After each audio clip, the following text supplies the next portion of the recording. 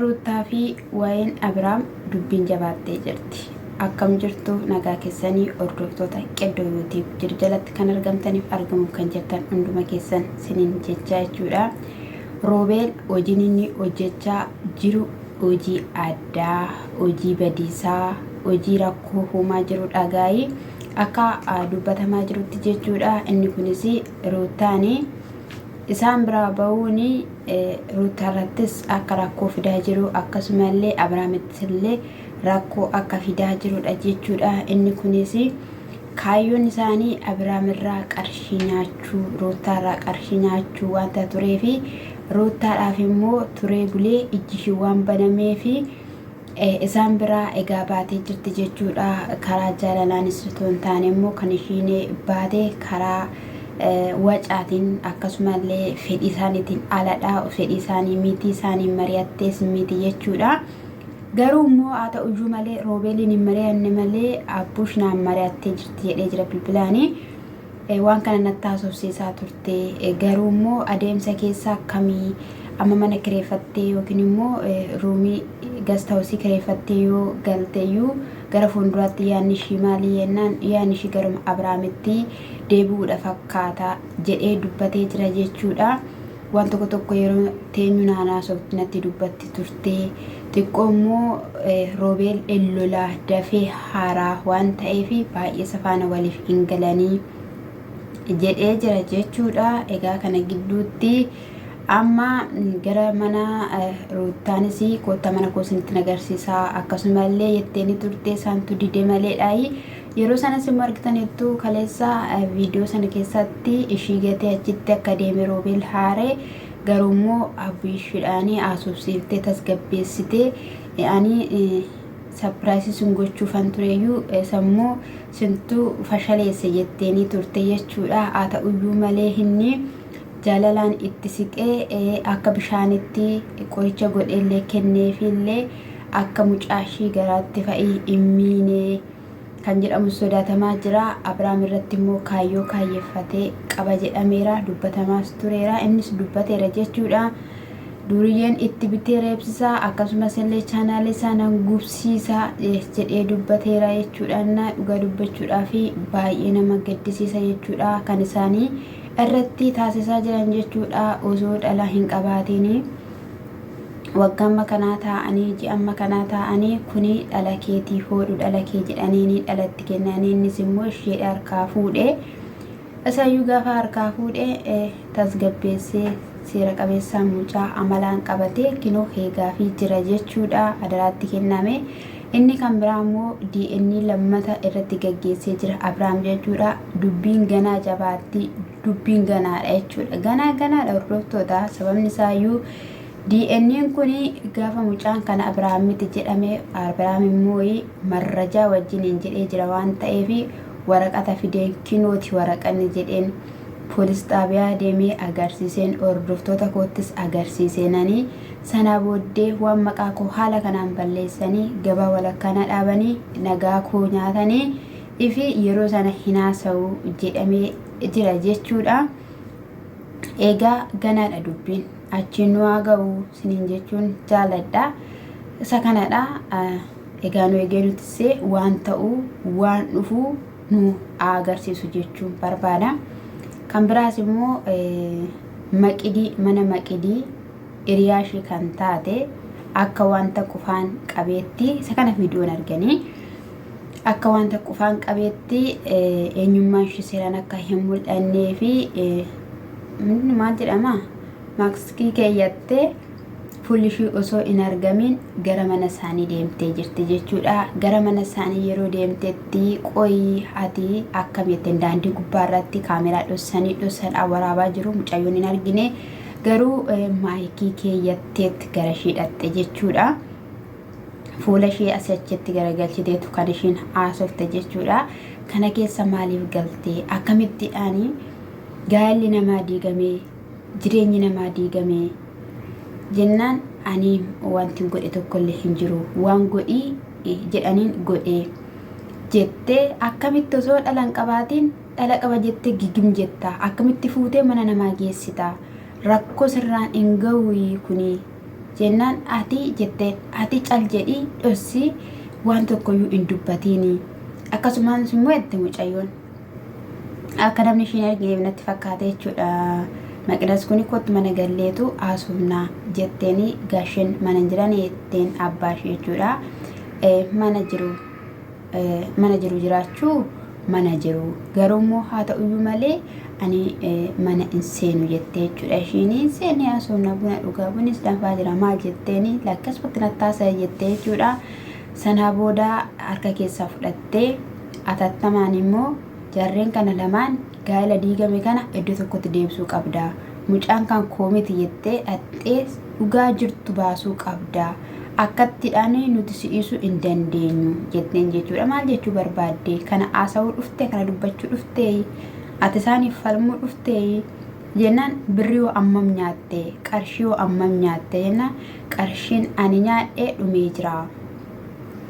Akkasumas immoo ro'obeelii sagalee kootu bahee rikoordii godhameet sagaleen koo gaafa bahee inni naqabee na tume erga naqabee na tume immoo qarshii sanas gimmaasha sana harkaa fudhate sanarraatiin kan ka'e haalota garaagaraatiin qarshiin dhumeera. Qarshiin na harka hin jiru. Mucaan immoo Abraamin harka jira. Abraam bira immoo kan hin geesseef immoo sagaleen koo bahee sagaleen koo erga bahee lola guddaatu uumame.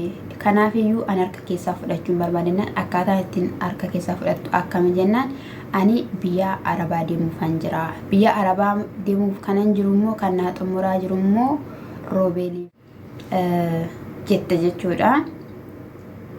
Yeroo kana keessatti hin deemtu jetteen jechuudha. Maaliif ani hin deemne jennaan jireenya namaa balleessitee hin deemtu. Mana namaa diiddee hin deemtu. Manni namaa toora galuu qaba, iddootti deebi'uu qaba.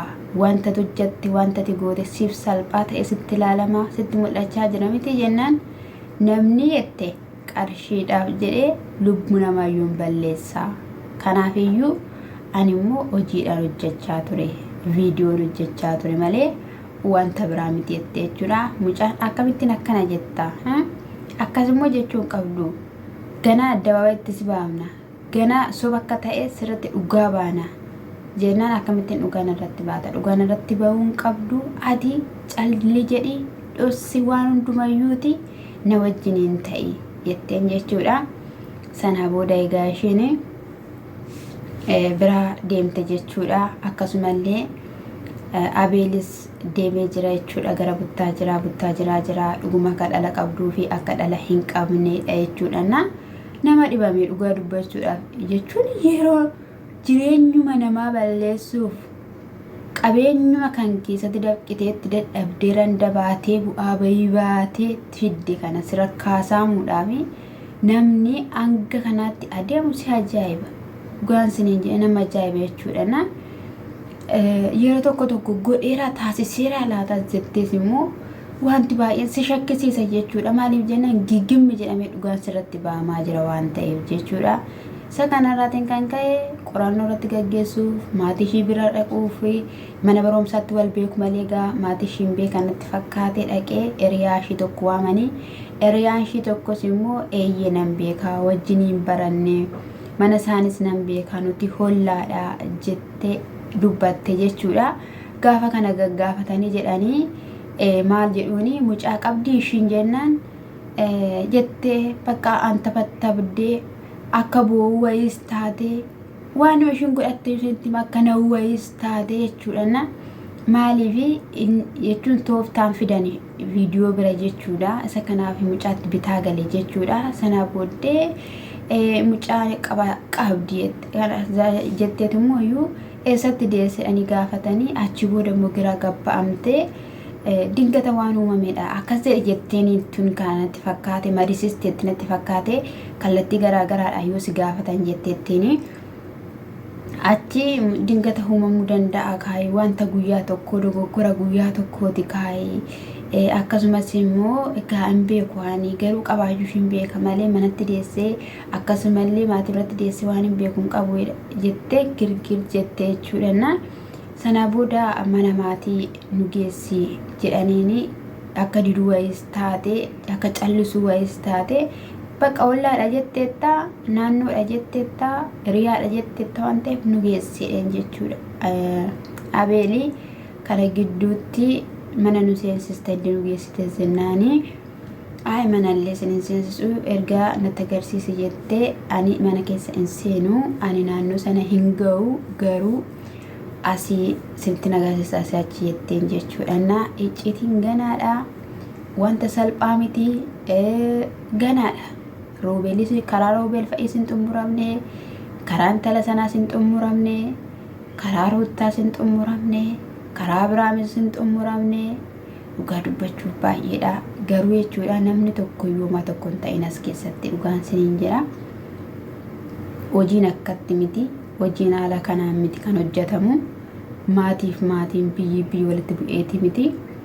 Irra caalas immoo akka jechaa jiranitti maatiin hin beekanii ijoolleet akkasitti hojjechaa jira malee jedhu jechuudha. Dhugaa dubbachuudhaaf waan nuti taanu akka nuti taanu maatiin keenya hin beekan. Waan maatiin keenya hin beekan jechuudha. Namnis immoo yeroo tokko isatti gootu wayin sananii hojjechaa jiru kana maatii kootti himuudhaaf akkamitti maatii keenya maatii isheetti hima jedhee salphachuu danda'a namni jechuudha. Akka argeen bahu jechuudha nama miidiyaa fayyadamu yoo ta'e malee kun akka abbaan Abiraam akka jedhaniiru ani viidiyoo sin gallakkisan hunduma isaayyuu nan ilaalaa hin jenne isaan nan ilaalaa jedhan isaan jechuudha. Namni tokko immoo hin ilaalu jechuudha. Akkasuma gaa'ii waan ta'uu waan dhufu hin beekamu amma karoottaa sodaachisaadha. Sii jedheen kana keessa galee jedhane nama ga'a roobeel sii jedheen kana keessa galee namni akka sareetti na ilaalaa kallattii hundumaan namni na abaaraa narratti sirbaa mataa koo gadi na garagalchee jedheetu amma ganaa roottaa iddoo ishiin kireeffatte sanaa gastaa sana keessatti ishee rakkisa jechuudha. Osoo amma tokkollee gibbii namaa keessallee ta'eerallee ta'e isa wayya malee jechuudha. Isa kanadha isheedhaafillee egaa xabaqaanii qaxaramuu qaba jechuudha. Kan ishee eegu erga mana diddee jechuudha.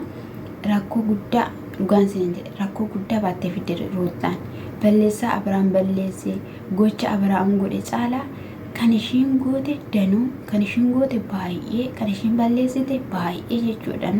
Sababa ishiitiin kun hundumtuu dhufe jechuudha. Iddoo gaarii ta'etti hin banne nama yaada bira qabutti biratti hin banne dubartii tokko gaafa abbaa manaa ishee faana walii dhabdee inuma baatee deemti inuma baatee baqatti. Yeroo duriitti irra caalayyuu baqatama malee yeroo ammaa immoo maayyoon baqatamu edda baqatame immoo mee ijoollee kireeffattee galtu bira goromsoota bira waxaatota bira maaltu ishee galchi caati nyaattota bira shiishatootota bira dhuddoota bira jechuudha. Ani hin beeku nama softuuffachiisanii isa kanadha baay'ee nama dhibaa haala Abiraam keessa jiru segaayii hin beekamaadha. Hunduma isaaniiyyuu isaan eeguu sinin jechuun jaaladha garuu argi mucaa kanaa dheeraadha jedhanii heerummaan isaa immoo badiisaan bakka duriyyee kara deemtu maaltu beekama dhuddee kan karaa irra ciiftu birrii 10 yootti kenni ko namni waan barbaade nama godha. Har'a ilaalaa dhugaan seen jedhe warri nama jeesan birrii guddaa mee nyaatanii warri nama ribame birrii guddaa mee miti mee birruma xiqqoo birruma 20 argatanii taanaan isaan oolmaa guyyaa irraa biddeena guyyaa irraa nyaatanii hoolan sana yaadu malee isa boruu yaadan bakka argatanii waan ta'eef miidhamni nama sanaa fi rakkoon boru dhufu maalin jedhan isaan hanga kana waan ta'e argatanii waan ta'e balleessanii deemuudha kan isaan barbaadan jechuudha. Sammuu mucaa sanaa immoo jechuudha afuurri hamaan dhuunfateera jechuudha leenjiseera jechuudha. Dhugaa dubbachuuf kana wanta bifa namaan fakkaanne wanni kan fakkaatu qura waan ta'e dhugaa siniin jechuudhaafina waan akkanaa waaqayyo sinin aggaxxamsiisanii sinin jechuun jaaladha. Sinittiin fidiinii Keddoo YouTube immoo subscribe like Oromoo dhugaan sinin jedhe like naa godha sinin jechuun jaaladha. Ani egaa kinoo isinitti nima ka guyyaan isinitti maani isinitti nima bisootii koo waa'ee fidha bisootiin koo waa'ee qabu waa'ee daqiiqaa 10 walirraa fagaata achi deemeen bilbila koo aarsaa kaffalchiisee jechuudha. Ani kan inni aarsaa kaffalu kan bilbilli kun aarsaa na wajjiniin kaffalu jechuudha. Dhugaa dubbachuudhaaf gaafa tokko buggeedha fayyadeen sodaachaa jira jechuudha. Yeroo bubbeen dhufu bubbeen daaraatti gadi naqaa yeroo aduummoo aduun xaagodha fayyadeen sodaadha. Kanaafiyyuu isin immoo subscribe keessaniin like keessaniin na jajjabeessaa video kuna daawwadhaa. Adara isinitti haa ta'u. Adara nyaatina. Dhugaan isiniin jedhe ani irra gubbaarraa miti adara kana isiniin jedhu keessa kootiin isiniin jechaa jira. Naaf ilaala, naaf daawwadhaa, naaf taphachiisa warri bilbila tirfii qabdanii mana mukeefiin keessa jiru keessa jirtan fa'i naa taphachiisa. Waan barbaadan ta'a beenxee ta'a ortodoksii musliima hin beekan. Ana sagalee kana dhaggeeffadhaa malee afaan kana danda'a malee isiniin jechuun jaaladha. Gooftaan sana eebbisu. Shalom.